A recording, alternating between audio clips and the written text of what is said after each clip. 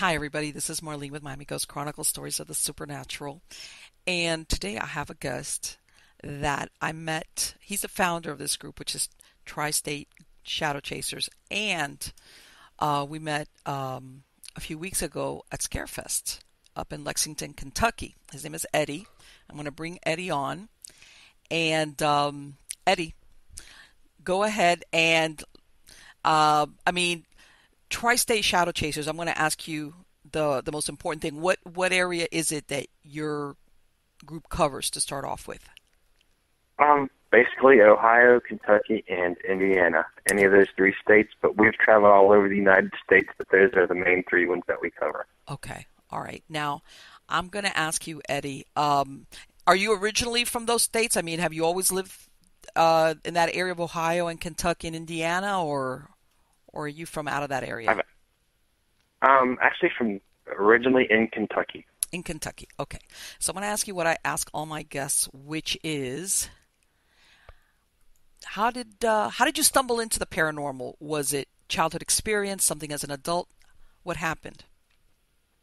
It was a childhood experience that happened when I was about 12 years old. Oh, you're one of those? Let's hear it. What happened?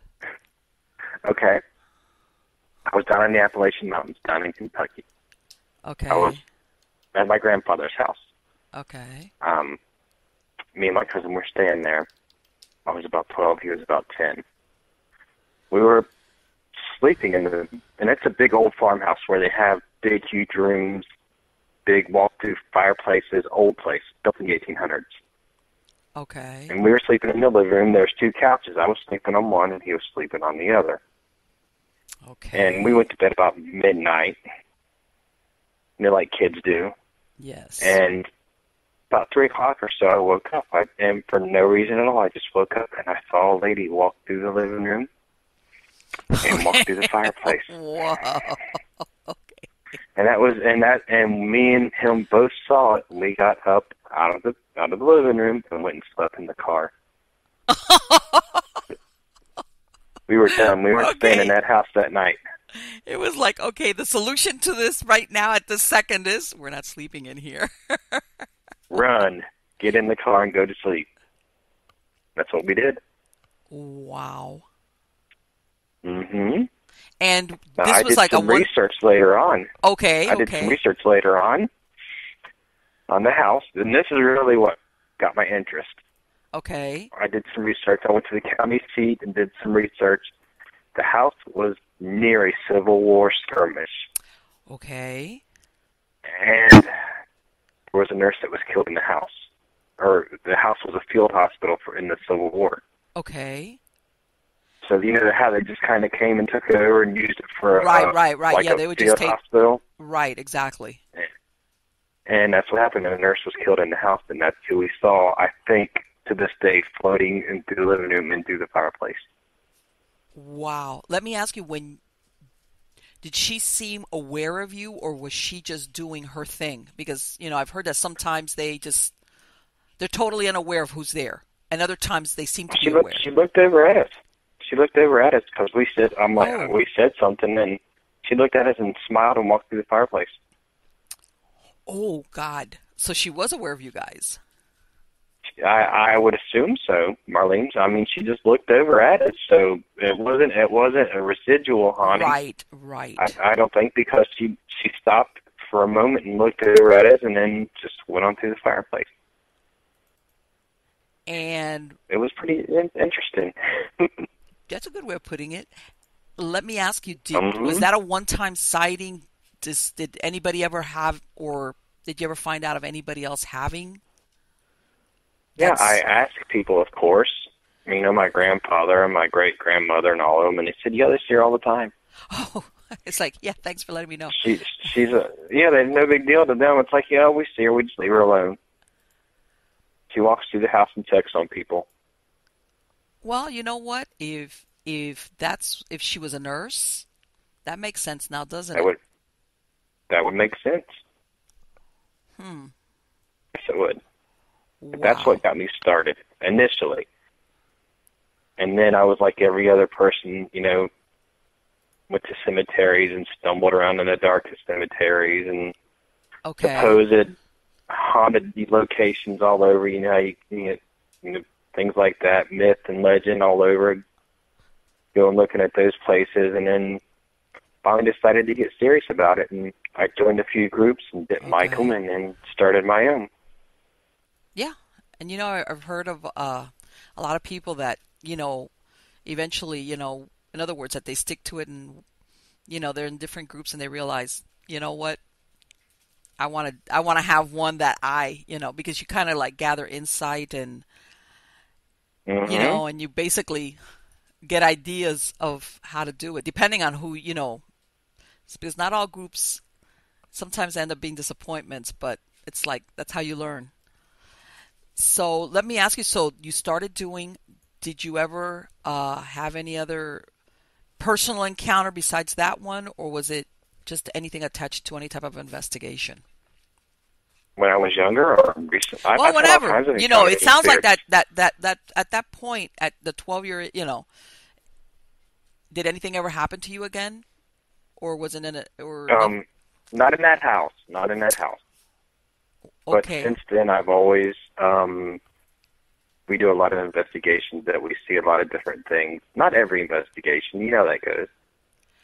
But we Okay. Oh, see yeah, I spirits, we know. see ghosts, we apparitions, whatever you want to call them, whatever people call them. And but right at that house, nothing ever happened. That after that.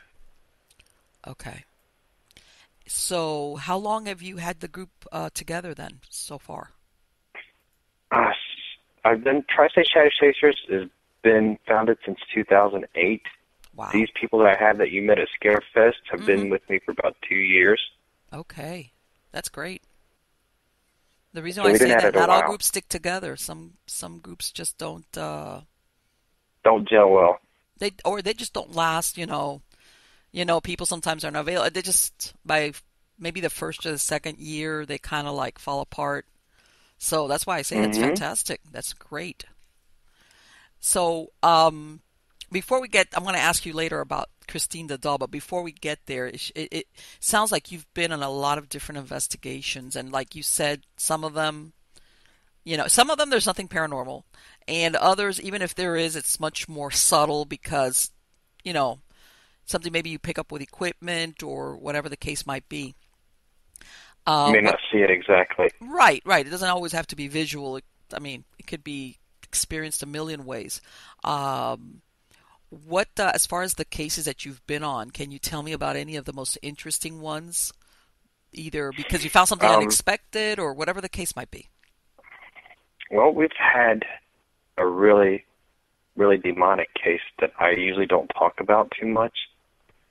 Oh, It was in a little town around my area, okay, and didn't know it was demonic. I did the whole pre-client interview. okay, Didn't have a clue. Never told me anything. And usually my spidey sense kicks in, and it's like something's wrong here. This isn't right. okay. Let me ask you real Walked quick. I in don't want to there. interrupt you. Did this person know and not tell you, or were they not aware of what they had? Oh, they knew. Oh, they knew. They Okay, knew. okay, okay. So, They all knew. right, you got They ambushed. In other definitely words. knew. That's what I was saying. We walked into the house, and she was about 90 pounds soaking wet, Mm-hmm. and picked up a 5-drawer dresser with her finger and looked at me and laughed. What? Yeah, huh? Okay. Picked up a 5-drawer dresser and looked at me and laughed, and I'm like, this is going to be an interesting night. I bet. And it Oh. was very, very interesting, to say the least. And Yeah. do you think that they didn't tell you because they were scared that the group would just not go? No, Or, I think they were hiding it okay. because she had Ouija boards that were hidden under the sink. Oh, Wouldn't tell me. one of Yeah, those. she had been Okay. using them for a while and would not let me know. When I did the pre-interview, everything was fine, and then Mm-hmm. all of a sudden I got there and it wasn't fine. We had an investigator picked up, and he was about 6'6", used to be a football player for UK, Okay. University of Kentucky, picked up off his feet from behind. Nothing was there. That's not good. It was a really bad night. for everybody involved. And was this an entire family? How many people were living there? There were 3 people, and she was the only one that was affected. You knew where I was going with this, right? Okay. She was the only one. Uh-huh. And was it because she was the only one that was using the Ouija boards, or did she invite it? Did you ever find out? Yeah, we found out she asked it to come in. She invited it in, and then she couldn't close. She could not close it. And once that happened, it just got worse. Oh, sure. And was she the person that contacted you guys, or was it somebody else in the household? She was a person. And she was the one? Okay. She was the one. She got scared. She got afraid. I see. Yeah. At some point she said, this got away from me. It got away from her, and she got afraid. And so how long had this family been dealing with this before they actually reached out to you guys? I think it had been about a month. Okay, that's good. I hate to say this because I've heard of people sometimes going on like this, sometimes for more than a year or 2 years. And yeah. Okay. Yeah, about a month, I think, roughly. So what happened here? And then what happened is we contacted a member of the clergy. Okay. And we did an exorcism. And then we did house cleansing. So this ended up in an exorcism. Wow. Oh, yes, she was possessed. And to get a possession like that, to get a clergy, you have to have all kinds of proof. Did you not? And we had to get all kinds of proof to do that. Yes, exactly. And then we presented it to them, and they're like, yeah. So I can't tell you the clergy or anything. I'm not supposed to tell you anything about it. No, I know that, unfortunately, especially with a lot of the TV shows out there, a lot of people think that they've got some type of either demonic or non-human attack or possession, when in truth it's not that common. And if they were going to send out somebody to do exorcisms on everybody, forget it. There would never be enough of them around. So I totally understand that they got to pre-qualify it and vet it. Absolutely. Yep. But if they actually ended up doing an exorcism, and were they able to, were they able to just do it under one sitting? Because I know sometimes they have to go back more than once. One time. One time. That's all it took. Okay. Once we got started, we didn't stop. And was it one entity, or was it multiple? There was one. One. Wow. There was one. And very strong. Yeah. I got thrown around, and some people got thrown around. Wow. Very strong entity. And, what really freaks me out is a lot of these people want to do a demonic case, want to do all this bad stuff. They don't know what to do. They talk about it like it's nothing, and I'm like, you've never done one of these things. I don't even want to talk about it. I don't want to do them. You know what? I was about to say that. It seems like we get a lot of them. I was about to say exactly that. That sounds like somebody who's never been involved in a case of that type. Because they want to do them. They're all gung-ho about doing them. I'm like, no, I don't want to do it. But then it's like, if I don't help them, then who else is going to help them? Well, don't get me wrong. I absolutely think that you did the right thing because, like you said, you did not find out what you were dealing with till you got there. And then it's like surprise. And as a matter of fact, it was very nice of you to actually stay there and get them help. Okay? Not every group. There's some groups that would have been like peeling out of the driveway, And it would be like, hey, sorry, but you lied to us, and So yeah, no. You believe me, you were very, very nice to handle it the way you did. But even if at this point you weren't actually doing the exorcism, basically, you had clergy doing the yeah, they were doing the exorcism, the right exorcism. When you witness something like that, Even if you've worked in the it freaks you paranormal out. before, it shifts your reality quite a bit. It does. I mean, it really does. You really know what's going on then Oh, sure. when you see something like that. Yeah. Mm-hmm. And do you know that they started teaching exorcism in the Catholic they started teaching it in the Catholic religion again? Well, this is the thing. They opened up the exorcism schools again. Well, they were having, as a matter of fact, I read an article that back in a year ago, like in September of 2016, the head exorcist in Italy for the Vatican, he passed away. I think his name was Father Amarath. Okay. And I was reading that even within the church, they were having trouble recruiting, new priests, fresh off of the seminary, to become exorcists. Mm-hmm.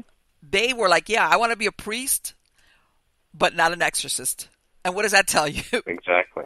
Okay. They know. Oh, yeah. I mean, it's like, it was like, yeah, well, I want to be a priest, but not that. And not that. I don't want to do that. Yes. And I've told the story one time I was doing research. This was a case back in the 80s that Ed and Lorraine Warren were involved with. And it was, they called it the Devil Made Me Do It case, where in it, supposedly, one guy, they blamed it, of course, on a demonic attachment where a young guy in his 20s ended up stabbing a neighbor, killed him. And the defense that was mounted was basically that he was possessed. And this, I want to say it was 84. The Warrens got involved with the family, and originally they said that the attachment of the possession happened to a 12-year-old boy that was part of the family, and then it kind of jumped on the 20-year-old, and then they had the murder, and, That doesn't make sense to me in a way. You know why? Why? Why would they jump to the 20-year-old when you have a 12-year-old that's more... You know what I'm saying? It was like a really weird thing where the boy was actually seeing multiple things, but then somehow or other, the guy that actually committed the murder his girlfriend was the kid's sister. Okay? And when the kid was basically demonstrating all these things of possession, he kind of like stayed with the family and helped, because it got to the point where they had to have like a 24-hour vigil on the 12-year-old. Got you. So he was helping out. One to the other. Right. And then at some point, and they were saying that, from what I read, that at some point he really didn't like believe it, like young guy, 20 years old, and, that kind of like, believe it, or you've got this attitude. Bottom line, he ended up stabbing a neighbor. The judge ultimately didn't let the defense use that I got possessed thing, and I think he only served 5 years. It was manslaughter. Anyway, back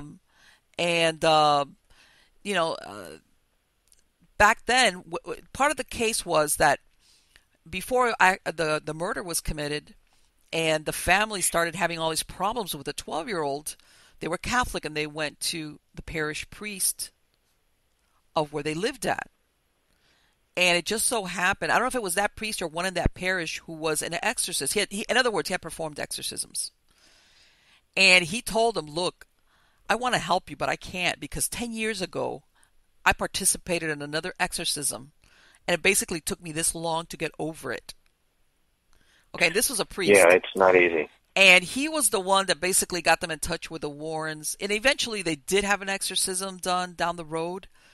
But the point being of what you said, that it's not an easy thing to be involved with, even when you're part of the clergy and supposedly you have training and you have all the big guns, that this guy, this priest, even after 10 years old, basically said, look, psychologically, I cannot handle another case like this. It will freak you out. If you've never done one, it's not anything to do. Yeah, and I've done a few, and I'm like, I really don't want to do these. Well, it's not good. It's there's in other words, don't get me wrong. Sometimes I think that shows they kind of exaggerate some things, but when you witness something that that this person normally would not be capable of doing or knowing or Mm-hmm. saying, it's like, okay, it's like, how do I explain this? And I know that they have a checklist of, I want to say symptoms or signs that are supposed to Symptoms, point, habits, signs. that there's some type of Exactly. possession. And did you ever hear from that family again? Yes. What happened? Afterwards, they were fine. She never remembered. Oh, she didn't. She Okay. she never remembered any of it happening. She remembered uh, feeling really angry all the time, Okay. um, and she remembered seeing things in a haze. And this is what she told me. It's like in a haze, like in an anger, almost Okay. really anger, fueled anger. But Okay. she didn't remember the exorcism. She didn't remember picking anything up. She didn't remember throwing people around. Wow. Um, didn't remember any of it at all. Which I was kind of glad because Oh, I would sure. rather her not remember it. Of course not. Of course not. Because, Now I'm kind of glad about that. and, and you know what? The reason why I ask you about this is that I've heard from different sources that people that once they find themselves, even if they're totally released through the exorcism, you're always earmarked, in other words, by evil. In other words, they always think, I got you. So I know that people like that have to be super, super careful that they don't dabble Hmm. even lightly in any way, shape, or And that form. stuff again. And that's what we told her. Do not mess with this Okay. stuff again. Leave it alone. Do not touch it. Okay. Stay away from it. Do not go around any of these things because you'll be right back in it again. Okay. So I guess Right? I take Yeah, it that's she what I took your always tell advice, them. huh? As far as I know, that now they moved up north Okay. for me, and I haven't heard from them since. But before they moved, I talked to them a few years ago, and she was doing fine. Oh, Her and him, perfect. Perfect. I'm very, very they were glad doing to just hear fine. Yeah, because, me too. I was rough, and I'm glad that, and that's what I do it for, to help people. I don't do it for the publicity or to oh, tell people, oh yeah, blah blah blah. No, I just do it to help people. and let me ask you, Eddie, because like I said, nowadays, when you have a group that's got longevity, basically you start building up a reputation. Okay. Hmm. Do you ever get called into nastier cases just because you've been around or because people know of you and your Yes, group? yes. Okay, that's what We've I got thought. a few ones. We've got a few ones that are. We're working on two right now that are kind of perplexing. They're kind of nasty right Okay. now, and probably another one coming up in November. That's the kids are getting attacked. Oh, that is not Hmm. good because I So yeah, can't. we're working on them. And what ages are we talking about? Teenagers or younger? Both. Oh, let's see. Let me tell you something. I don't think One there's is a any. teenager and one is younger. Oh, yep. Hmm.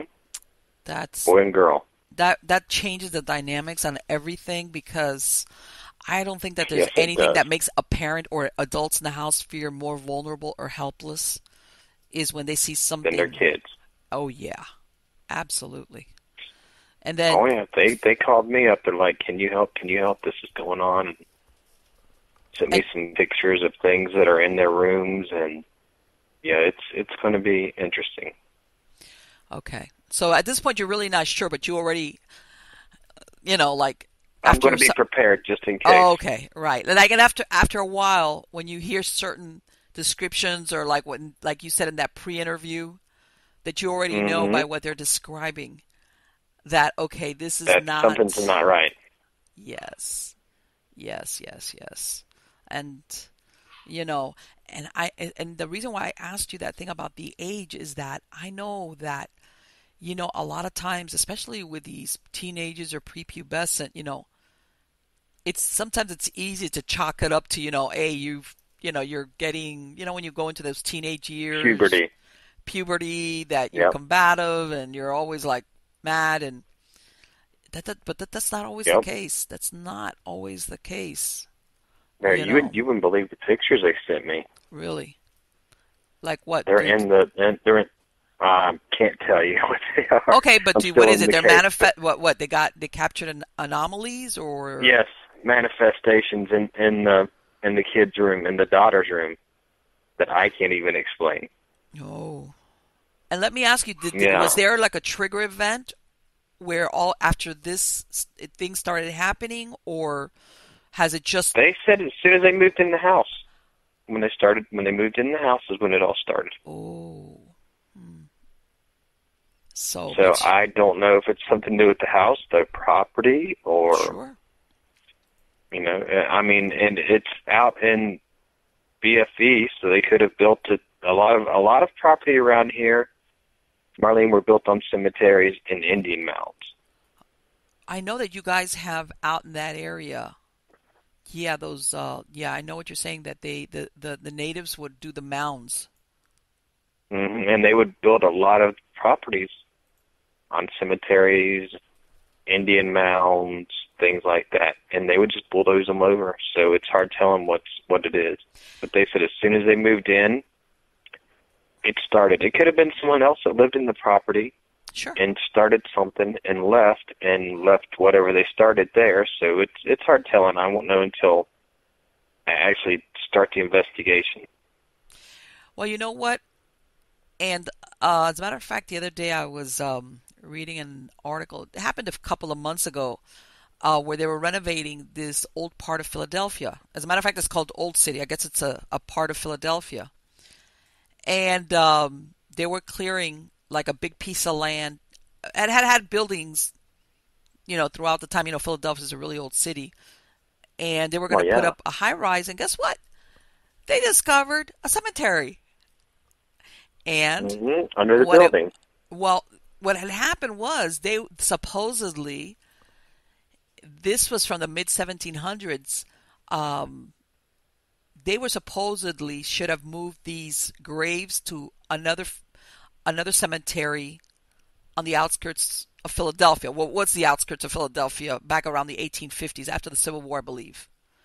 But of Yeah. course, somebody thought it was more expedient and probably cheaper and said, forget it.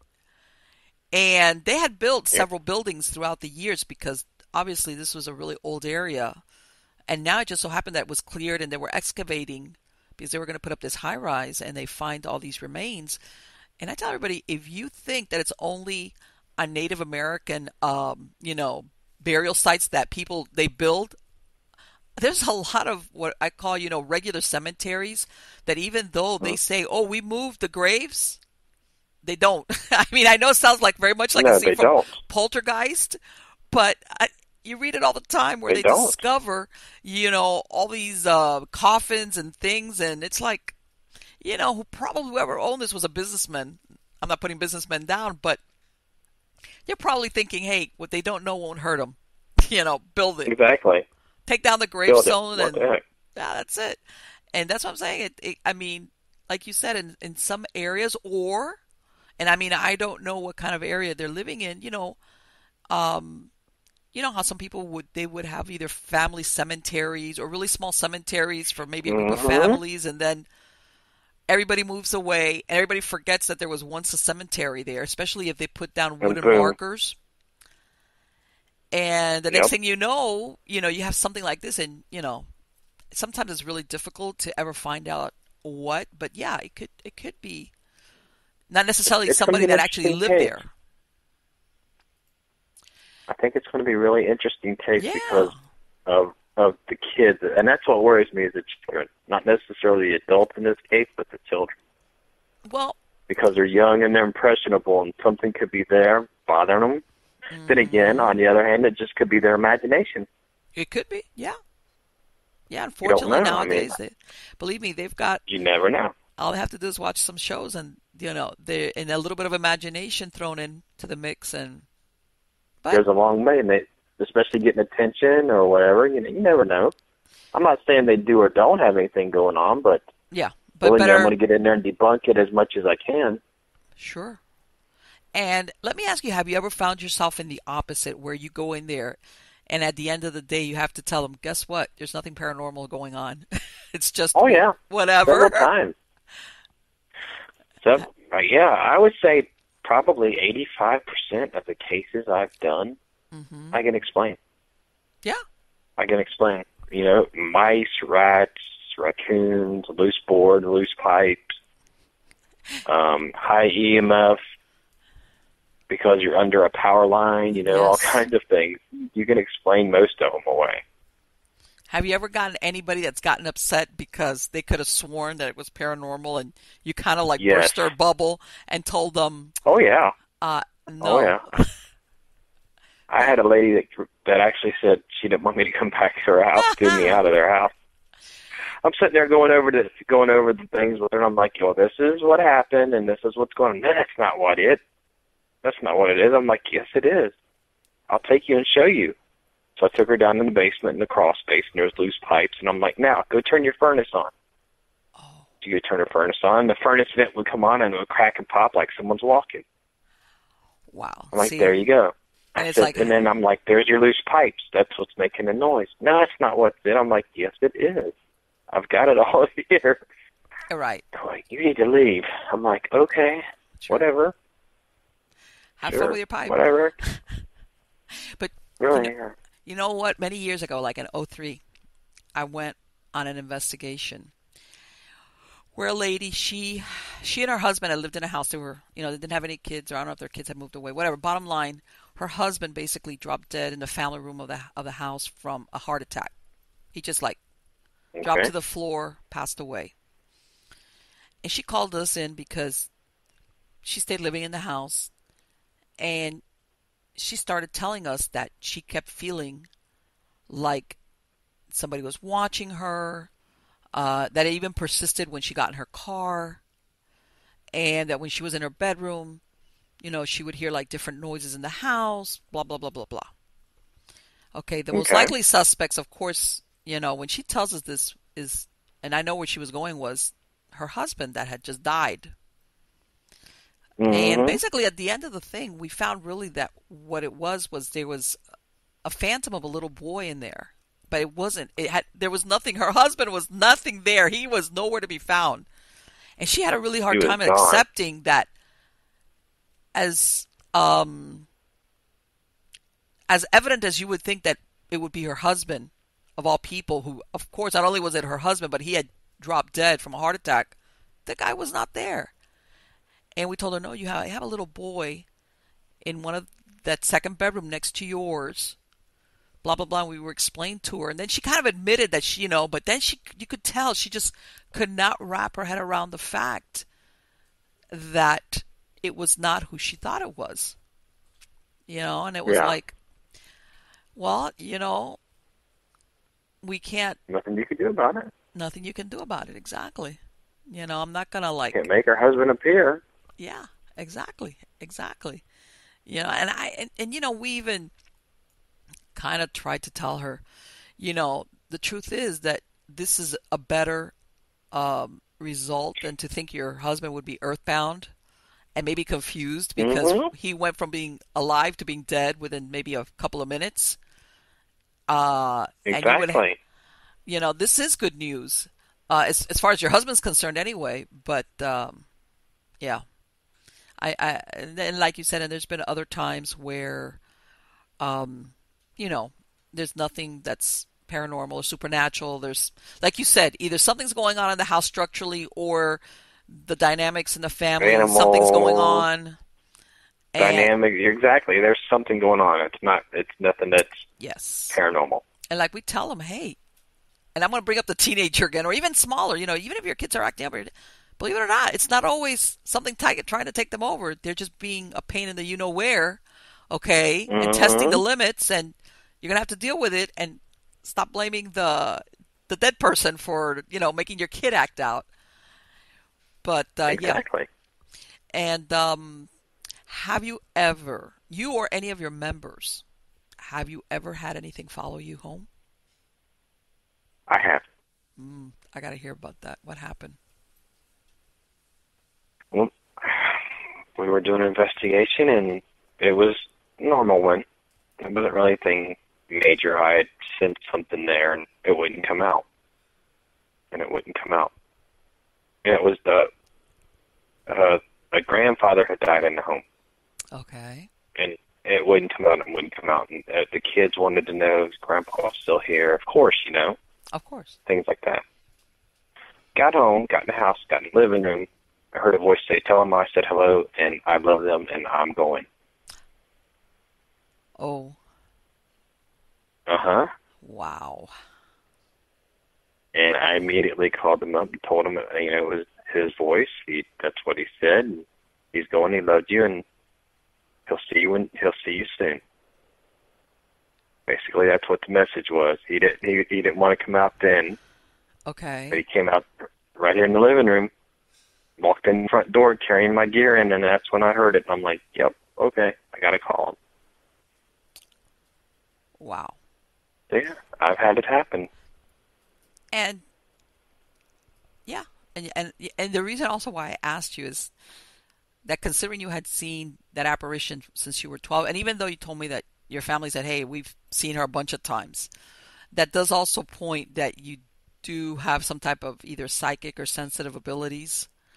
Well, you talked to me about that at Scarefest, remember? Yes. You had everybody tell you that I had it. Yes, that's where I'm going with this. So I proved it. And this is the thing, you know, because I know that I don't say it. I don't advertise it though. How's that? Right. And the I thing don't is, advertise it. but and again, this is where and that's why I even asked you that thing about something following you home, is because they recognize when they come across somebody that can either hear them or feel them or see them, or in other words, somebody that they can communicate. Whether it's to give a message like this guy did, or to tell you, get lost, Mm-hmm. you know, don't come back. Mm-hmm. Because yeah. And so when you go in on these investigations, do you put on your psychic hat or the team leader hat and only use the psychic under certain circumstances? Usually the team leader hat, because I want to make sure everything goes right. I want to make sure everyone else is safe. The investigation goes the way it's supposed to. Okay. But a lot of times when I go in those investigations, yeah, things talk to me. So I'm doing both at the same time. Okay. I'm communicating with that, you know, trying to figure out what's going on. But I'm more scientific based. Sure. And I still am, even with this. And but when I go in, things are automatically chatting to me, talking to me. If there's something there, I'll know it. Right.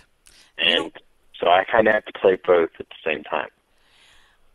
You know what? And unfortunately, Eddie, there's a big misconception that people think that because you have psychic abilities or are sensitive in any capacity, that you can't be analytical at the same time. You know, like it's either one or the other. That's true. And that's not the case at all. At all. No, not at all. Not at all. I use mine basically. Like I said, I'm very scientific until, you know, things speak to me. I use that kind of like a guide. Uh-huh. And like, hey, you know, kind of to help with the investigation, but it's not the whole investigation, if that makes sense. Sure. Yeah, because... And that's the way I kind of use it. Have you ever gone into an investigation and gotten these psychic impressions, but you keep it to yourself, and then later on during the investigation, you get validation, even if it's for yourself? Let's say you don't share it with anybody because you're like... Yeah, sometimes, because a lot of times I don't know. A lot of times I'm concentrating on being scientific, and then this happens. Exactly. So right. I don't know if it's my imagination, if I'm distracted, or if it's really something there. So I wait to get that validation to say, okay, now I know that this person is here, and this is what they're saying, and this is what they want. Okay. Yeah, I wait and see. In other words, you're able to, even if it's in your own head, say, I was right. Or Or maybe, sometimes, or or I it was makes wrong. sense. No, yeah, no, I know. Or sometimes, you know, which a lot of people don't understand. You're not Sometimes, always going to be 100% right. or communication from the other side, sometimes they don't speak to you, sometimes like in clear and concise sentences. And it's not till Hmm. later that you could say, okay, I understand now why I heard that word or Exactly. saw that. And What's that kind going of on? thing. Exactly. Um, I know, have you ever come across, and I know you told me that case where it ended in an exorcism, and I know it can't get worse than that. But have you ever found yourself in a case where it's not a question of basically of possession of a person, but that you have some type of entity or entities in a house or a structure where you're basically telling this family, look, we can only do so much, but you might want to consider relocating. Yeah, I did. What happened with I that? did. They had a bunch of kids. Kids were getting scratched. I walked in the house. Mm-hmm. The kids were getting scratched in their cribs and stuff. And Wow. whatever was there, I couldn't communicate with to get rid of it because it would leave. It was like it was coming into the house Okay. and leaving. And I'm like, what the heck's going on? Is it a portal, or are they just playing with me? Are they playing with this family? Are they torturing them? Mm-hmm. They would come and they would leave. They would do something and then they would leave. We walked into the house, sat down at the kitchen table, and this is what sparked me right away.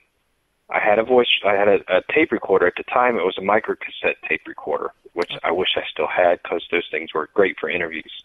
Oh, yeah. And had it sitting there, and it lifted up off the table, smashed down. What? It didn't want me recording. It didn't break the recorder or anything, but it let me know you're not recording this with this. Yeah, and it smacked down on the table right in front of me. So that led me to think something's going on. All right. Looked over to my right, and it was a small house. And they had a ceiling fan in the bedroom. Well, the ceiling fan started coming on. So I'm like, okay, electrical short or whatever. I go in there and turn it, make sure it's off. Okay. Start talking to the lady because I'm writing now because I can't record anything. Right. Ceiling fan comes back on.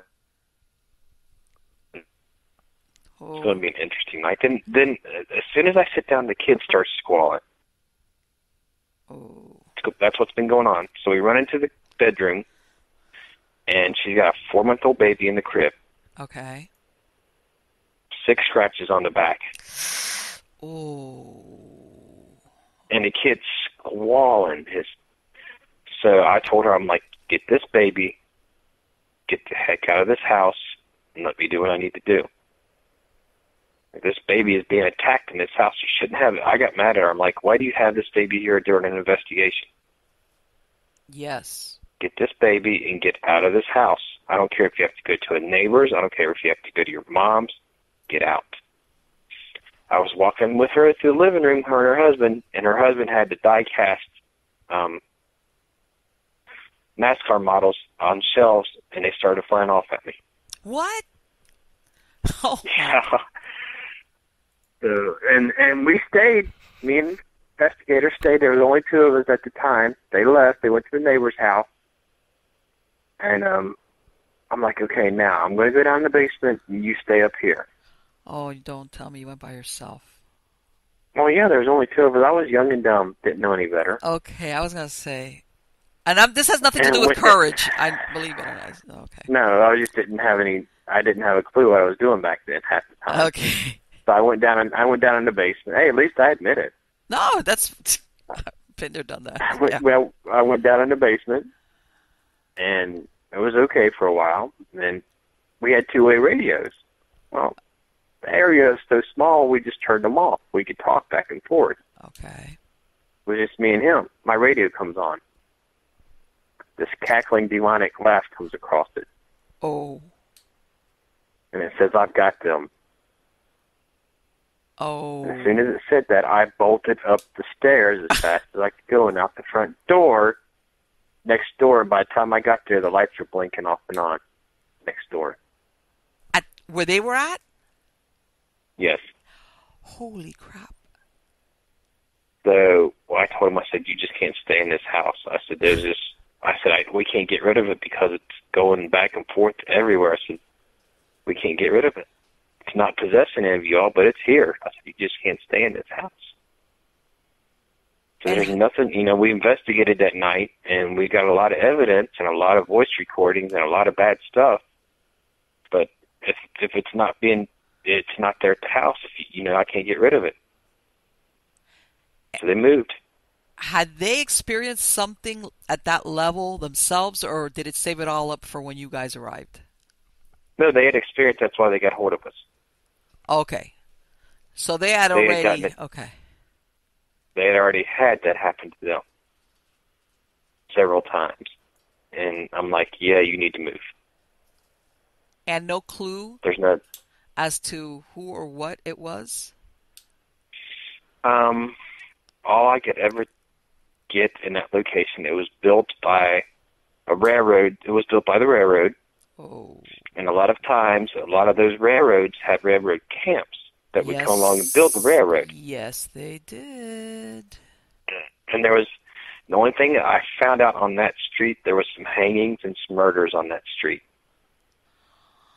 So it was a very violent railroad camp in that general area. Let me tell you something. In my experience, whenever you had a railroad and any type of like little depot where that train stops, that's usually where you would have, like you said, either the camps or the bars or the brothels or where all the bad stuff took place. Exactly. All that stuff was there. Uh-huh. And that's basically, I'm thinking that's what it could have been. Oh, God. What a cast of characters. Take your pick. It could have been any, Could have been anything. I don't know. But I told him, I said, you have to get out because I can't get rid of it if it's not here. It's just a waste of our time. And had any of the neighbors experienced anything? No. Oh. No, just that house. Just that house. Because I had talked to the neighbors, especially, they were freaking out and their lights were flashing off and on. I bet. They're like, what the hell's going on here? It's like, you need to go back home, okay? Our lights were fine till you got here. Go back home. There were nothing wrong. And then all of a sudden, I heard that I got them, and my investigator came running down the steps because it came across his radio, too. But our radios were off. Wow. Let me so, tell you. Yeah, I told him, I said, you have to leave. That was very... Did they take your advice? Yeah, they moved. All right. Makes you wonder. They didn't follow them. Well, yeah, that was my next question. Makes you wonder who was the lucky person that came in next after that. Who moved into that house after them? Wonder what they got going on. And you never found out if there was a history of like short occupancy of the house, because sometimes you find that after a while that some people could stick it out longer than I went and others. looked at the deeds. I looked at the deeds, and the house had remained unoccupied for about 40 years. Oh. No one lived in it. And then someone bought it and rehabbed it and rented it out to them. Right. Okay. They were written. Yeah. So I don't know who. It sat there for about 40 years and no one lived in it. That speaks volumes right there. Mm-hmm. It really does. When something, yeah. Well, you know what? It's not the first, and the reason. Well, that's exactly what I was going to say. Sometimes, like you said, you follow the deeds and you can see where a house is sold over a few times. But if the owner is one of these that buys it for investment and all they do is rent it out, sometimes, you look at it and says, well, this one person has owned it for X amount of years, but sometimes you have no way of knowing how many people have moved in and out. Rented it out. Exactly. Yeah, as a matter of fact, there's a house down here. It's in a neighborhood where I used to live at, and by sheer accident, one of those things that it happened back in the 70s, and the story was where this guy lives by himself in this house. He is like a code inspector, something like that for the county. Okay. Um, he goes up to the next county over from Miami and picks up two hitchhiking teenagers, a boy and a girl, because remember the 70s especially, they were real big for the hitchhiking thing. Mhm. Picks them both up, brings them back down into this county where Miami's at. Um, Takes them to his house. He makes them perform all these sexual acts, blah, blah, blah, blah, blah. Then he tries to attack the girl. Like, The guy, that's when he's like, that's it. Starts to fight him. He ends up killing the kid, dismembering him, putting him in a bathtub, and putting cement in there. yeah.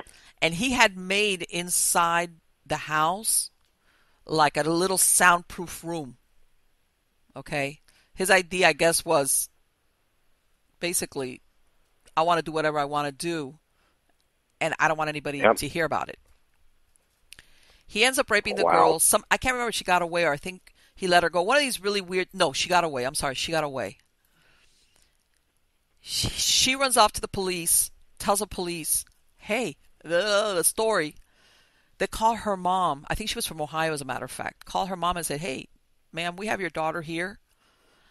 The mother tells the police, "No, she's a liar. Don't believe anything she says."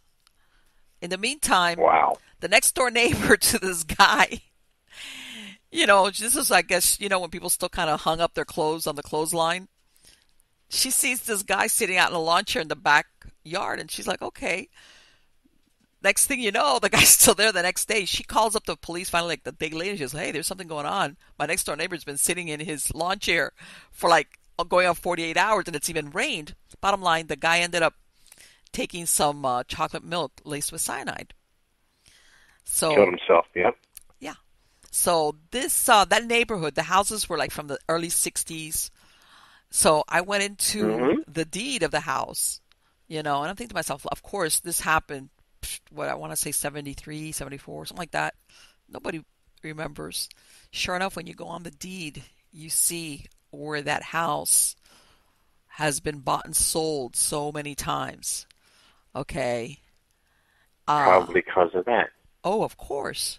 Of course. And probably, all the neighbors or anybody who might have known about it have long since either died or moved away. So especially some of the later, people that purchased it probably had no idea. Oh, no. So they don't do like you and I do. They don't research things like that. Oh, well, no, of course not. And it's like, and again, here in Florida especially, we have a lot of people come in from other states. So, sometimes when you live in an area, you'll remember, hey, yeah, 30 years ago, I remember that made the news. But if you came in from another part of the country, and even if you saw the guy's name, it was like, you wouldn't know that basically you're dealing with a guy that, Did some very nasty things. yeah. And, they say originally he was from like New York or something, and I think he had gotten arrested for attacking a girl, but they could never link him to any other type of murder. But I'm thinking to myself, that doesn't mean anything, because who knows if this guy... How many people he didn't kill, exactly. Because come on, I can't believe that anybody just wakes up and decides, well, I'm going to go and kidnap two teenagers, bring them back home and torture them and rape them and kill them. And then he just cement the guy in the bathtub. So, again, the like I say, the unknowns that, and imagine, talk about you go into your bathroom and you get feelings of dread. It's like that would not be good. So, how about have you had any of your team members? And I've heard of this happening. That's the reason I'm asking you that. Where they've gotten affected by an entity, but they're not aware of it, and you kind of pick up on it. Yeah. And we were doing a church in a cemetery one time. Okay. An old church, 1800s, and there had been an Indian massacre on the property. Oh. And way down in Kentucky, and well, not way down, but pretty good ways from my house, and this person we were in the cemetery because the cemetery was right next door to the church. Okay. started staring off into space. And just looked like their eyes had glazed over and they were staring off into space. I'm like, hey, are you okay? They wouldn't look at me, and I'm like, hey, are you okay? Wave my hand in front of them. I'm like, nope, something's going on here. Uh-huh. So I got her out of the cemetery and started talking to her and trying to snap her out of it. Something was trying to affect her. Okay. And I felt it. It was a really dark energy. And got her out of the cemetery and got her back by the vehicles, and it went away, but it was trying to get to her. Okay. Yeah, it was really dark. And Yeah. I don't, she didn't know. She was just standing in the middle of the cemetery. Yeah. Staring.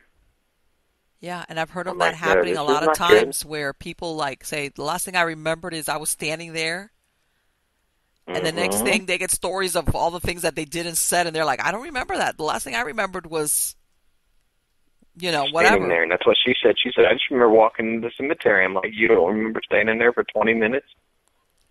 Nope. Wow. I'm like, well, you were.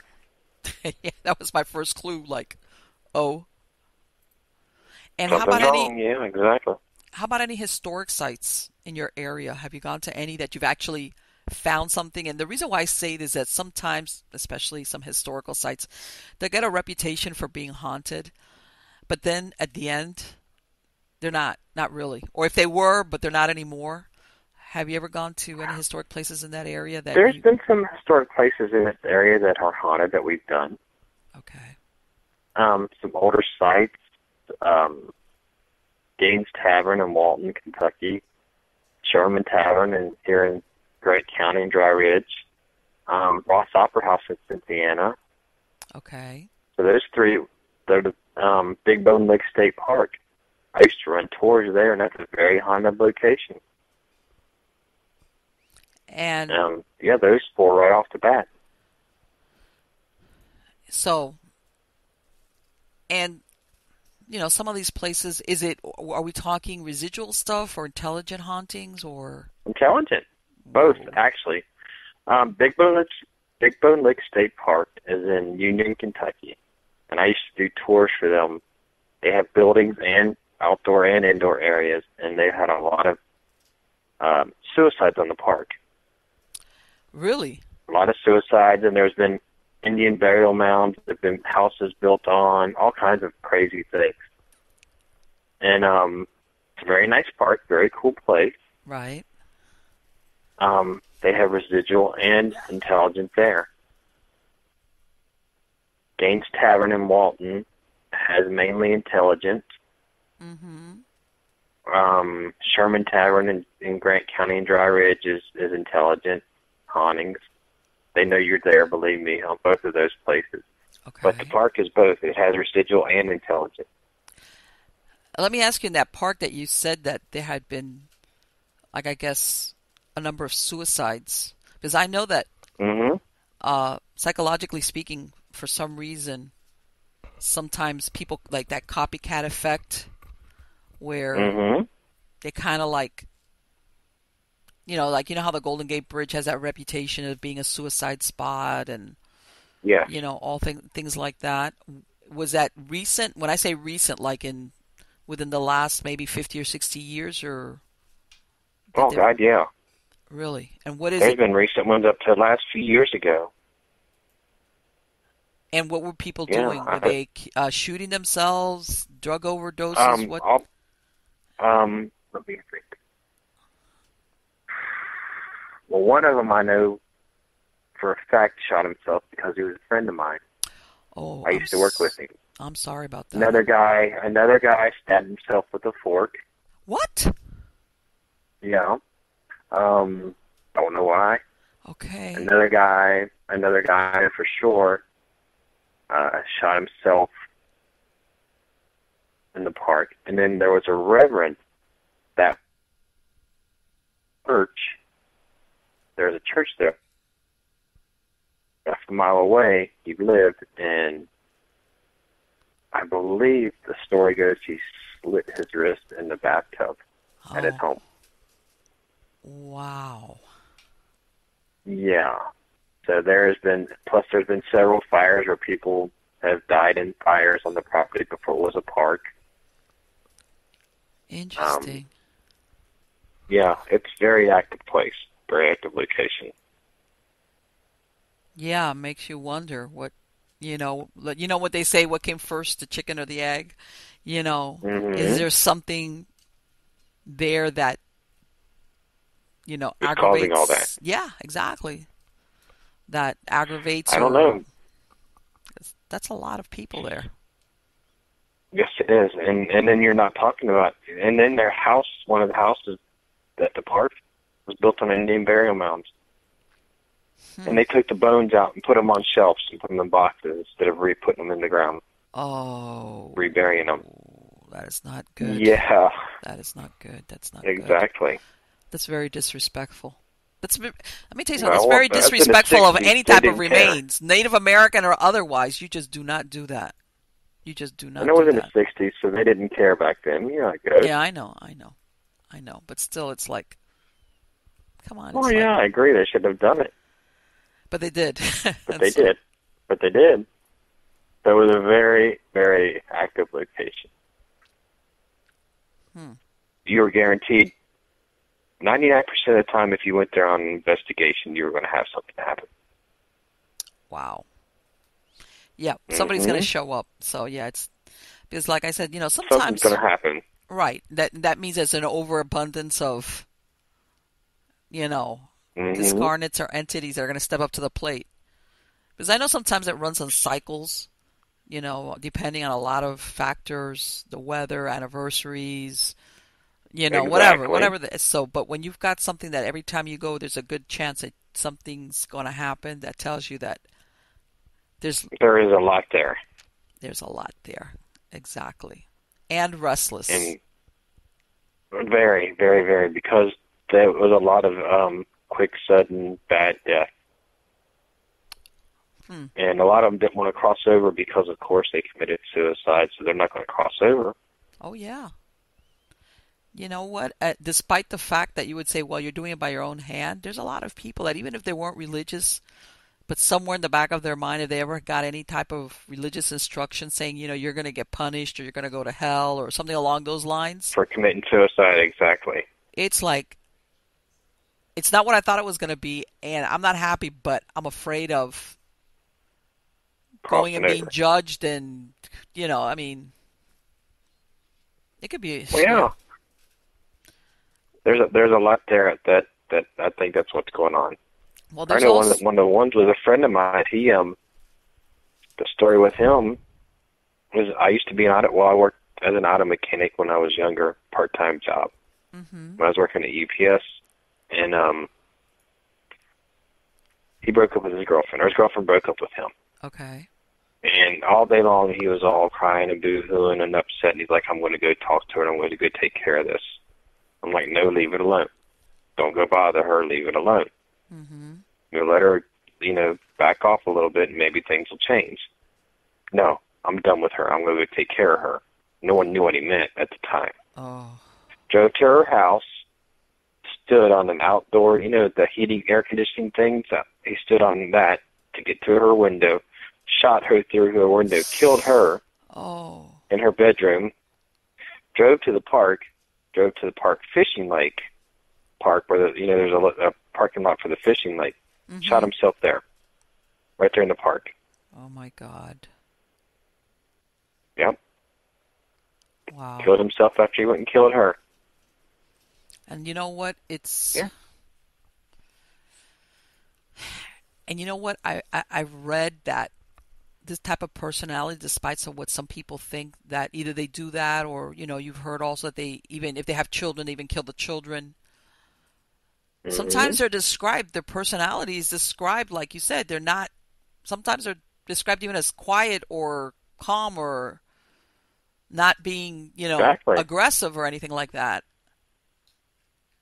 No, we didn't know what he meant. He was just all upset. I'm like, yeah, he's just going to go talk to her. No, he didn't go talk to her. Wow. Yeah, did that and then went and did that. I'm like, Well, man, and I knew it. well, I mean, yeah, he had to say something, but he wanted to make sure that he wasn't going to get stopped. And it's Yep. unfortunate that that happens. But one of the things also I've heard, as far as when you have suicides and then you have locations like this, is that some of these people that commit suicide, somehow or other, they get stuck thinking that they haven't been successful, especially if they've tried it before and they haven't. They're kind of still stuck in the loop of, I haven't been successful. And then they do basically what it's called like a temporary possession, where you have sometimes these really unexplained suicides that people are like, what happened here? You know, some people demonstrate, you know, there's a history of either mental illness or prior, and sometimes they say in certain locations what it is that you've got an entity who is still trying to redo. They kind of missed the boat, like, yeah, you were successful, you did kill yourself. Mm-hmm. And they basically jump in on somebody, and especially if the person's a little bit vulnerable for whatever reason. And that's why sometimes you see that high number of suicides at certain locations. Wow. Well, look at the Japanese forest, the forest in Japan. Oh, yeah. On Mount Fuji. Everyone goes there, and they have at least 100 suicides a year. Oh, yes. Right there. Yeah. They don't know why. Well, as a matter of fact, recently I was reading something about what they call suicide tourism. And it was something like what I was telling you earlier, that there's certain places. One example was like that Golden Gate Bridge. Well, Empire State Building not anymore, because they made it in such a way where people you can't. Just go to do that. Where the person who is in this frame of mind kind of romanticizes this location, the whole event, and the belief that somehow or other they will become part of this group of people that have committed suicide at this location. All right? Yep. And, you know, that, and I think that's what's happening at that forest, that one that you're talking about in Japan, where I believe they even have people that have to scout out every day just to find. They do, to go look for the bodies. Yeah, to go look for the bodies, which is like, that's creepy. That has a very high creepy factor. But yeah, it would. And let me ask you, we're gonna get to Christine, the doll. You're stuck on that doll, aren't you? You know what? Because it's such a sweet looking doll. But she's not sweet. No, I know. Well, oh. Well, the thing is, I know you talked to me about the show about Christine, and you told me, you know, the background and everything. But I would like for you to tell me, even though I know you kind of told me the case of how did you end up with Christine? What was the case, and at what point if this person kind of say, I don't want it anymore, it's yours? Well, lived across the street from me was a friend of mine. Okay. Friend of the family. He was married, had a bunch of kids. Normal, everyday person. Okay. His wife drops dead in the house. Wow.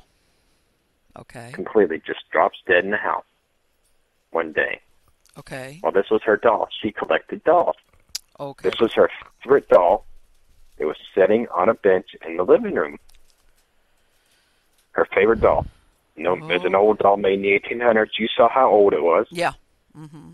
It's a very old doll. That was her favorite doll.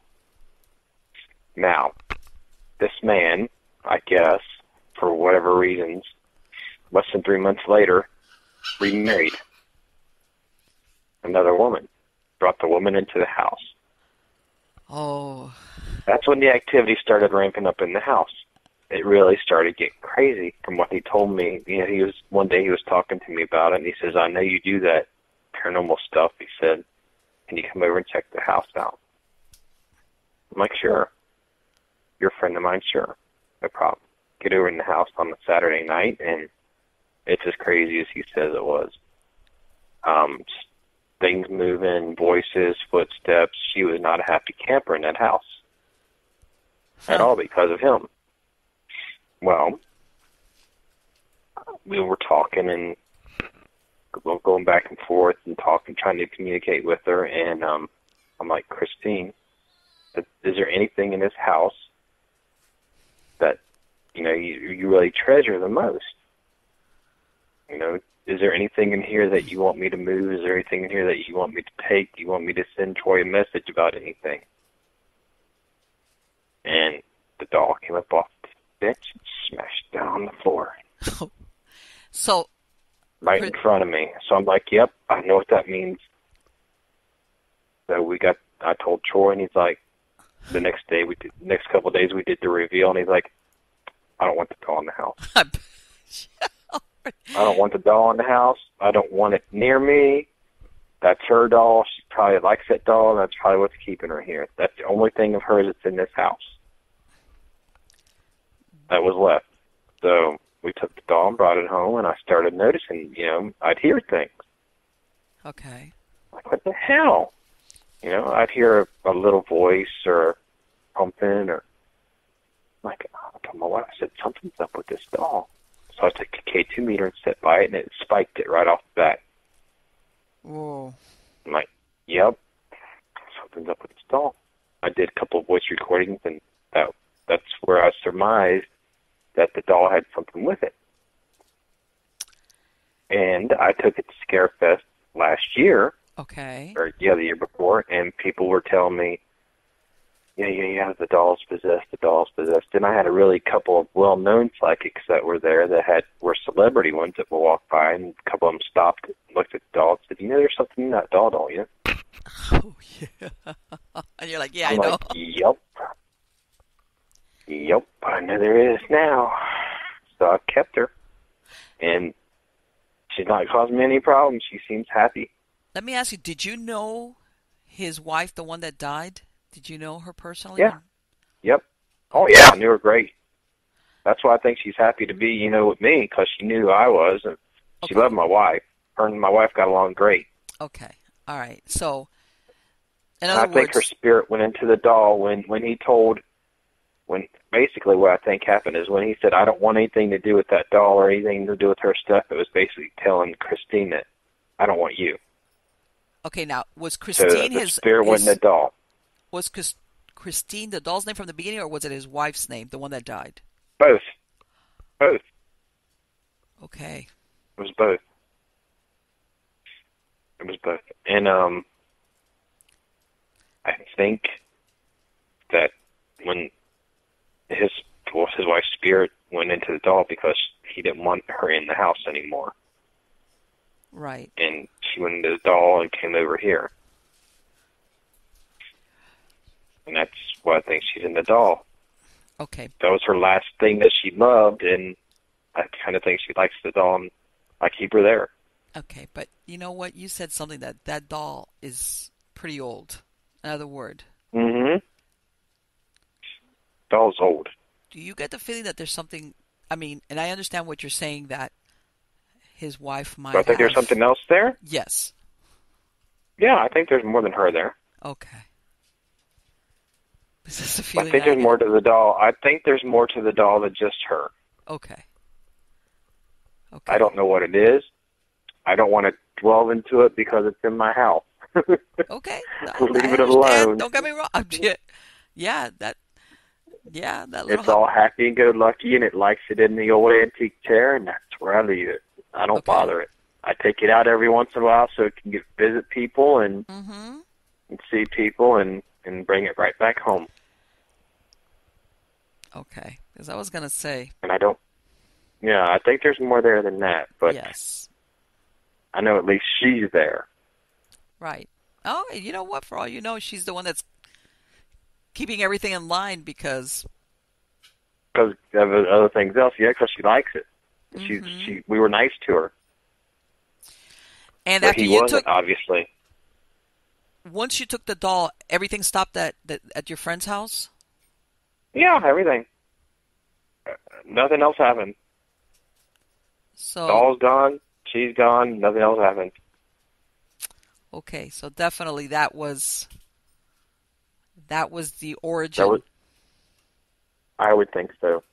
I really do. I think he just, he treated her badly when she died and told her basically he didn't want her, and the only thing that left for her to do was go into that doll, and She went into the doll, and I took her home. Well, you know 'Cause, what? It's not the first time that I've heard of that. You know, as a matter of fact, I've talked about it in other shows, that, not only because, everybody always thinks of antiques and stuff like that, having attachments, but I said, how people put things out in the curb. I said, you got to be careful even with stuff like that. You know? Exactly. You don't know what you're picking up. Yeah. It doesn't have to be some old stuff from an antique show or some antique shop. No. It's like... It can be something that person liked and they were attached to, and there it is out on the curb. They're going to be mad anyway if it's out on the curb. Well, let's say, for example, let's say Grandpa used to live with the family. Grandpa died, and the family said, hey, we're going to put all of Grandpa's stuff out on the curb, okay? And you don't know that maybe Grandpa is... said, I'm going with my stuff. They're still there. I'm going with my stuff. That easy chair, exactly. That's my easy chair, whatever, Exactly. So yeah. That's my stuff. What are you getting rid of it for? Yes, I know. That's what I'm saying. I tell people, I said, you know what, if you ever pick stuff up, whether it's a garage sale or on the curb or anything, you need to sage it or if you ever get near something and you get a very queer feeling or pay attention, don't dismiss it as your imagination, which a lot of people tend to do. Exactly. Oh, they do. And you tell people, pay attention, and they don't. Yeah, go with your gut and leave it. Don't bring it home with you. Because... Don't be stupid like me and bring it home. Well, you know what? So far, it has worked out for you. Like you said, maybe because you had a personal relationship with this person before. Probably. That's why. I bet if it would have went somewhere else, it would not have been happy. Probably not. Or she would have still have stayed back there, giving her ex, well, not her ex, her live husband and his new wife grief. Wife can give them issues. 3 months is a short time, though, okay? Let's face it. That's a pretty short time to get a replacement, but... yeah, less than 3 months and they were married. I'm like, what the hell? Yeah, I mean... So that's a little quick. Exactly. What do you think? Why do you do someone to help raise the kids? Well, you know what? That's like, do you have to marry the nanny? It's like, I mean, but yeah. Exactly. No. Even, I mean, just, even if there wasn't any love lost between them before, I think just out of pride, if you get replaced 3 months later, anybody would be like kind of upset, like, what? What are you doing? Well, yeah, exactly. That's why she was mad. I don't blame her. Absolutely. Oh, no, I'd be mad too. I'd be like, what the hell are you doing? But so, yeah, he, right away, and I'm like, dude, that's just I thought to myself, that's just gonna cause issues. Well, and it did. Unfortunately, well, you know what? Is he still your neighbor? Is he still living close by? No, he died too. He what? He died. He died? Yes, he died. Oh? How long after? Yeah, he died too. Okay, how old? Okay. About 6 months. Are you serious? Months. Oh, how old? Yeah, I'm serious. Let me ask you something. What age group are we talking about here? Probably in his 40s. Oh, come on. What happened? Yeah, about 6 months later, his stress level, and he had a heart attack right in the same spot in the house. Oh, are you kidding me? No, I'm quite serious. I can't believe you were going to leave that out of the story. Same spot. Heart attack in the house. Oh. About 6 months later, he went out. He was gone. Yep. The stress just got to him. Whether it was her or the stress from everything else. Talk about who had the last laugh. Exactly. 6 months later, he was gone. Oh, that's what I said. I said, that's insane. That is. Think about it. I mean, yeah. I do. I'm like, so I get some crazy stuff. But you know what? I've heard of stuff like that happening many, many years ago. I used to work for a family-owned business. This was like right out of high school. And they had a lot of kids. And they had a daughter that she had, the family like all lived like in the same general area, like in Florida. And one of their daughters had gotten married to this guy. And they had, I think it was like three kids, had moved her off to the Carolinas somewhere, like in this little town. Make a long story short, somehow or other, he started taking drugs, got her involved with drugs. A Wow, lot not of good. really ugly stuff. And she ended up committing suicide. He had left a gun up on top of the refrigerator, and she ended up killing herself. And Ooh, unfortunately, it was her children who found her when they got home from school. And wow. I remember talking to her mom especially because this had happened a few years ago by the time I was working with a family. And, they were saying, they kept insisting that she was not in her right mind, that because he had gotten her into the drugs. But anyway, to the point, he ended up moving back down to where the rest of the family was, had already taken up with another woman. I don't think he was married, but it was like Wow. 6 months later, wrapped his automobile around a telephone pole. Okay? Within 6 months. And Wow. as a matter of fact, one of the families, like the kids' aunts, ended up adopting the children, legally adopting them. Gee, no paint. That Uh, sounds like those kids went through hell. yeah. Oh no, I can. Yeah, but what I'm saying, and I've never forgotten that story. I remember when the mom told me, she was, of course, even though it had happened a few years back, she was, I don't think a parent can ever get over that anyway. But when she told me that story, now you tell me this, and I know, people can say, well, and it's like, it's almost like when you do wrong by somebody, it's sometimes they do get the last word. They did. Like I said, he ended up passing away 6 months later. That was insane. Wow. Hmm. And I guess she got the last laugh on that. Well, as long as she's good with you, that's all you care about, right? She's happy. That's all that Ex- matters to me. She's happy.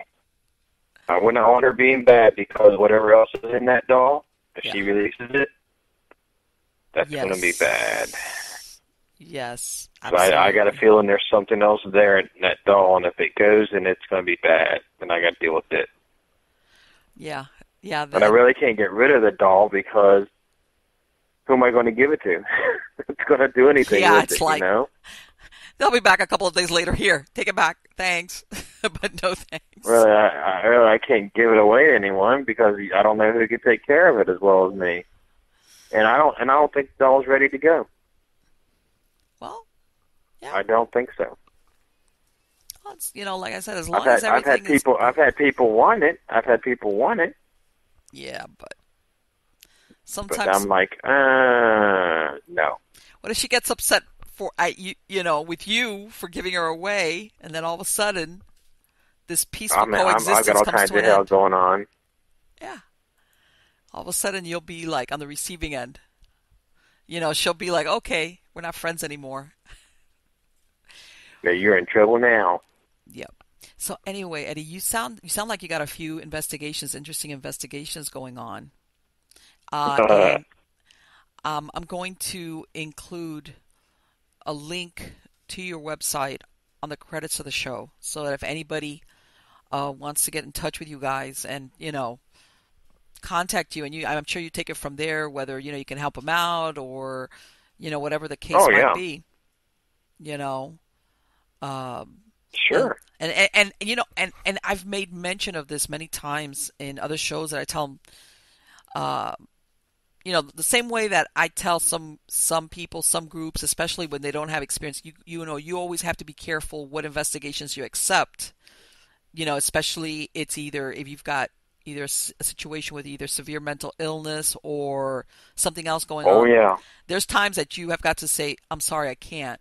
Not even go. I mean, it's if at some point you realize, even in that pre-interview, that there's definitely nothing paranormal going on here. And, Really, or this I person tell, just lost their mind.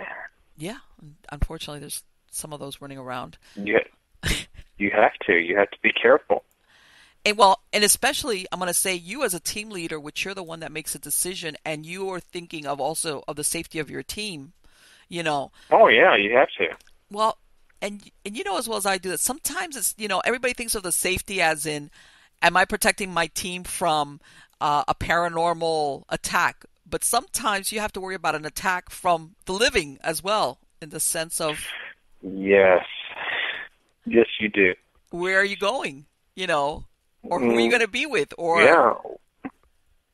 What location am I going, and what's going on in this location, and who's here, and what kind of exactly. thing's going to happen? Am I going to get my gear stolen from some dummy coming in, or Yeah, all kinds of things.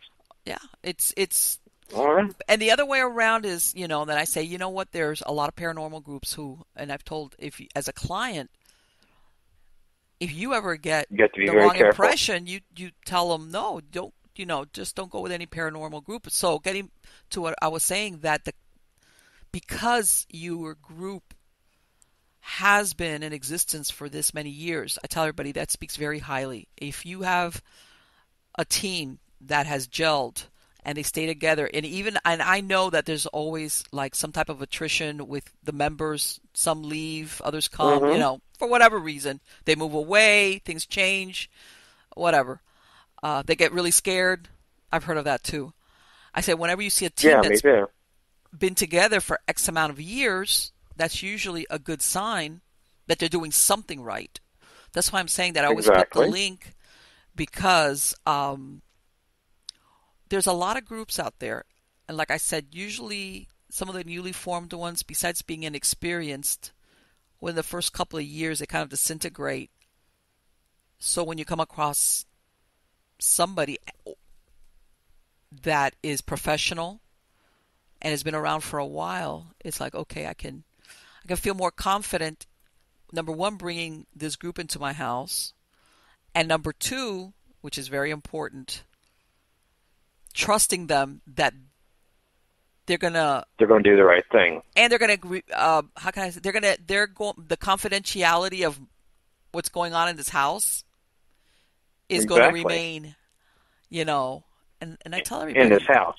in this house, and I've told, despite what everybody thinks, oh, with the reality shows, I go, there's a whole slew of people out there that want anything but to be exposed in any way, shape, or form, that they actually brought in a team because they suspect that they have something going on that's supernatural, you know? Oh, yeah. They don't want their neighbor to know, or their next door, No, they their relatives don't. to know.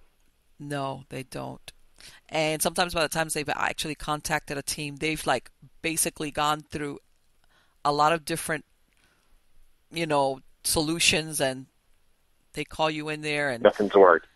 nothing's worked, and they're like, okay, we've this might be what's actually as much as we don't want it to be. So that's what I'm saying. That's why I always put the link, because when you find a team like the one it sounds like you have, and I met some of the members when I was at Scarefest. Yeah, They're pretty there's a good lot of people. They're teams, but fun guys. not all teams are like that, is what I'm saying. Yeah, you have a lot of teams, and like I said, and some of them don't have the experience and whatever. So when you find a team that's put together, that's got a good leader, and everything is like, yeah, And this they is, gel together good. They work together good. Yeah, that's the thing. yes. Yeah, and they've got a team leader that's psychic, because Uh, that doesn't happen all the time, let me tell you. I don't worry about that. Oh, but let me tell you, that's a plus. It's on the positive column. Absolutely. Uh, if you say so. To me, it's just a tool, another tool to help. Well, you know what? I understand the purpose of having equipment and things that measure, and I understand all of that. But I think that there is something, some human beings have it more than others. Oh yeah, That you pick I up on think certain everyone has it. things, yeah, that sometimes equipment does not capture it or captures it delayed, or if what you're talking about is an intelligent haunting, that somehow or other a human entity can just not communicate or come across with what the emotion of whatever's going on, or maybe why they're tied to that place, that they could do with somebody that's sensitive. Yeah, Maybe in it equipment you helps, might get but some words and you're like, okay, huh? exactly. But if I can actually know what they're saying or what they want, then that helps out. Well, let me ask you something. What piece of equipment can measure how something feels? If you None, walk except for into me. you walk into a certain part of a house and there's this horrible either feeling of dread or sadness or whatever, anger, there's no piece of equipment that's going to pick that up. The only one that picks that up is another human being who's saying, wow, I feel It's this. me, I walked in basically. through the door and it's like, and that's happened to me. I've gone into rooms where I felt like crying and I was like, I feel really sad. I feel like crying. I think I'm going to step outside. And I move out of the room, and then later on, yeah, we find out that there was something going on there. And I mean, you could go in there and snap pictures or whatever, do readings with temperature, whatever you want, and it doesn't translate into anything. No, it won't translate into feelings. So that's why I'm saying, Nothing usually does. Nothing usually translates unless you get them saying something. sure. Usually you don't get the feeling of what's going on. Well, That's for sure. think about it. Most, most and not all, I'm not going to say all, but a lot of reasons why you will have a human spirit tied to this earth plane where they can't leave is because usually there is some very strong emotion, whatever it might be, Oh, yeah, that's some anchoring emotional them here. bond that's there, yeah. Whether it's True. love, hate, anger, sadness, revenge, whatever. Okay. As a matter of fact, and it's not like your regular, yeah, love. I'm talking about extreme, so much that it'll anchor a soul and not let them, move on. And Yep. like that's what I'm saying. It's definitely a plus for the team when you've got not only a psychic but a team leader that's sensitive, plus got the experience, et cetera, et cetera. Plus, you also, like you said, you're an analytical person. It helps. Oh, It absolutely, does. it But does. without the team, there wouldn't be anything there. Without everybody there working together. Of course, everybody, Yeah, everybody plays a part. Everybody plays a part, and let's face exactly. it. And no matter how much you do this, or how, like, I want to say, not unafraid, but let's face it, all human beings, especially when you're in these scenarios, you really don't want to be by yourself. Besides the practical Oh, part of no. like who's going to carry all this equipment, it's like that thing, and I'm sure that's happened to you, which is, did you hear that? Did you feel that? Or Mm-hmm. that or you see both two people look at each other at the same time and like, Yeah, that something's there. yeah, that instant validation moment where you both pick up on it out of Yeah. nowhere. Well, So, yeah, it's better to have two investigators always in a location like yeah. that Yes, because you that do. way one validates the other one. Because I could say, hey, that's so-and-so Joe Blow over there in the corner, but that's just my word. Sure. But Yeah. if the other person sees Joe Blow over there in the corner, then we've seen something. Yes. I mean, like, you might not maybe ever be able to prove it or nothing picked it up on a camera, but sometimes that's your first indicator that you do have something going on, and then maybe Exactly. so. But anyway, Eddie, thank you so much for spending this time. I Oh, loved sweetheart, it. I I enjoyed it. I'm hoping that we can connect again so you can talk about some of your cases without breaking confidentiality, of course, because I know that's really important. Well, after I'm done with them, now I can always do it afterwards. You know how that Right. goes. No, no, no. And I know, don't believe me, I am very much the proponent of guarding a family's privacy, you know, um, Exactly. at all costs, especially, especially like you said, sometimes if you've got either kids or, teenagers or anything like that, you know. Yep. So, but I anyway, give out general details, but I can't give out specific ones, sure. unfortunately. Not till it's done. Okay. All right. And if they And want, if they say it's okay, then I will.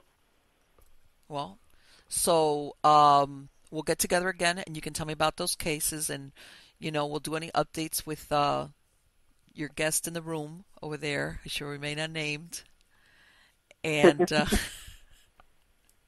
and we'll be talking soon. Okay. Yes, not a problem. I'm glad I got to talk to you. Likewise. Thank you. Maybe we actually get Skype working for a change or something. You know what? Don't worry about it. Like I said, Skype has done it to me. I've had other guests who the Skype at the last minute just does not work, and I know, it's really that's why we finicky. always have a backup. But All right. anyway, Eddie, thank you so much and take care. You have a good night. Likewise. Bye bye. Bye. So, that I've had, there was the other interview that I did with Eddie and his team about the dog, Christine, but that's why I asked him because I really wanted to hear more about this. And I didn't know that part that he said about that this husband died 6 months later. You know what? There's people out there that are going to say, oh, well, it's a coincidence. It's true. It's coincidental, but gives you food for thought. Like how much of, because let's face it, folks, whether you're a man or a woman, who wants to be replaced 3 months after you just suddenly die? I mean, even if there was no love, which we really don't know, just the pride, like, wow. Especially, or that this person just picked somebody up because they needed a babysitter. That's not good either, especially if these are your children. But anyway.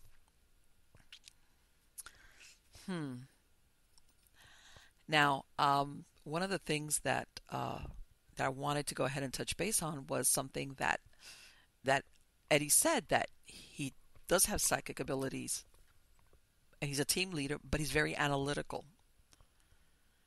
And there's a belief out there that people that are psychic or sensitive or mediums, like it's almost like, well, if you have that ability, you kind of suffer in the analytical part of your personality or your brain.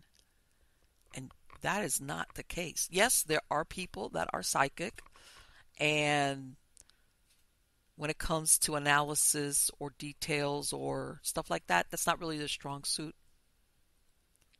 Okay, and then of course you always have the over analytical type who, even if they're psychic, forget it, just doesn't work.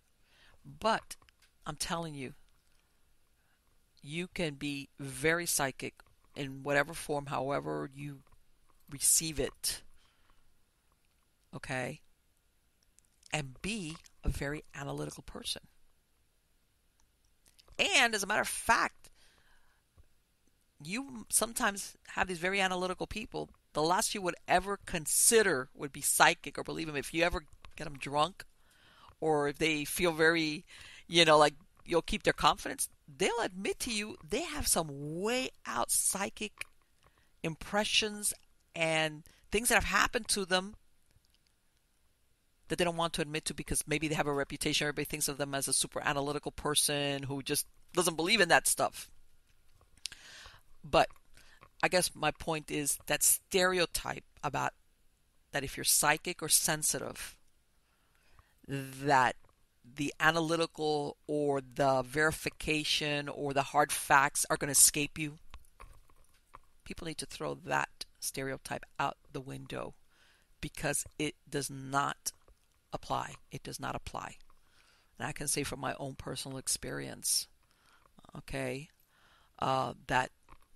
that's not the case. That's not the case. I think we have enough gray matter that we can partition and develop either side, whatever faculties or parts of your brain deal with each thing, that you don't give up one to have the other, or vice versa.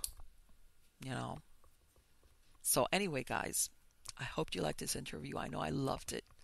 I met a lot of super interesting people at Scarefest. It was great to meet other paranormal investigators, especially like Eddie and his team, the TriState Shadow Chasers. Again, and I know I've said it before, but I want to say it again. I love to meet teams that have been together for a while. Okay? Despite what people think, that is not as common as you think. There's a lot of groups out there, but a lot of them have been together maybe a year, a few months, maybe less than 2 years. And when you find, listen to him, not only have they been together, they have dealt with a whole slew of different types of cases, including cases that appear to have some type of either demonic infestation or possession, which I know there's teams out there, even experienced ones, that will tell you right off the bat, no, that's not doing it. Thanks, but no, no thanks. So he's had more than one. So yeah, definitely, like I said, his the link to his site is included in the credits. So if any of you live up in that area or know of anybody that need help along these lines, maybe you need to get in touch with Eddie and see what he can do for you. And another thing that he said, which I think is very important, is that he is the kind of investigator, or has a team, leads a team, that they will not be afraid to tell you, sorry, there is no ghost here. It could be the pipe, like he said, or you've got stuff going on in your family. And let me tell you something. He wasn't kidding. And I myself have been in that scenario where a client will actually get upset because you do not confirm for them what they desperately want to attribute as being paranormal. And it's when that, and that's the sign of a really good professional team or team leader, when he tells you, look, it's not. And by this, because I know there's some shows out there that will say, well, it's not malicious. No, it's not there. There's nothing there. The origins or whatever. Sometimes it could be a host of things, but it's not there. So again, guys, I hope you subscribe to my channel. Please hit the like button. Okay. Catch me on Twitter and Facebook. Okay, I'm doing a lot of live streaming there, especially when I'm out in the field, or like when I was out there at Scarefest, things like that. I'm also looking for what I call true believers. I'm hoping to connect with people who are going to contact me and tell me their true story, whether they experienced it firsthand, whether it's something that their family has talked about, or something that happened in their neighborhood or to their friend, or I don't care. Okay? At this point, I just really would love to hear what I call true believers, true stories about whether it can be proved or disproved. If you could contact me either directly on my website, MiamiGhostChronicles.com, Twitter, Facebook, email, whatever you want, we'll figure it out how to interview you. But I really would love to hear your stories, even if they're urban myths, even if they sound far-fetched. Connect with me, and I would, like I said, I would love to. And I say it, stories like this are so interesting. That's where you really hear the stuff that you're like, oh. And that's what I'm looking for. So again, guys, thank you so much for watching. Take care.